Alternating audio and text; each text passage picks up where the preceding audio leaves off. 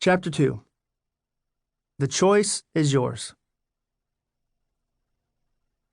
Don't ever leave your pregnant wife at the bottom of the Duomo in Florence, Italy, because you felt like the walls of the tower were closing in on you, and the only way to alleviate that thought was to sprint up the 463 marble steps and burst through the door onto the rooftop deck like Tim Robbins at the end of the pipe scene in The Shawshank Redemption. That's the longest sentence I've ever read, and oddly specific advice, but I wish someone had told me that in 2003. That was 5 years before I started transforming my overthinking, and my runaway thoughts were still running the show, even on vacation. My problem started a few weeks before we left for the trip, when I had a conversation with my dad. He told me, hey, be careful about that Duomo. The tower up to the top is really narrow. 2 people can barely pass each other on that massive spiral staircase.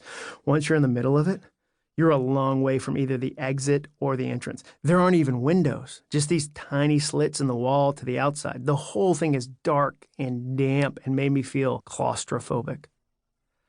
Fantastic.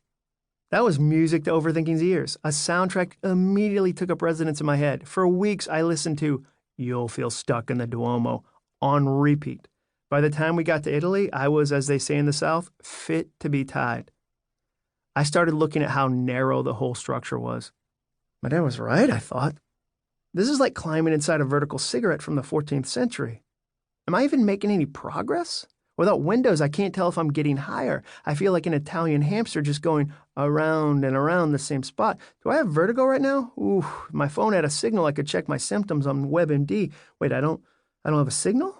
If I collapse, I can't contact anyone, and we'll have to hope the rats I encounter aren't so obsessed with making ratatouille that they're too busy to carry an SOS note to my wife.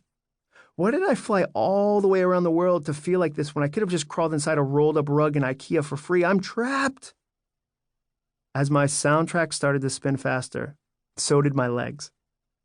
I don't remember when I decided to sprint up the stairs, but there I was, dodging tourists and fighting my way to the top of the tower. I left my 6 months pregnant wife below me in the dust as I climbed higher into the heavens, desperate to find the door leading to fresh air and salvation. What was that all about? Jenny asked me 20 minutes later when she finally made it to the top like a normal person.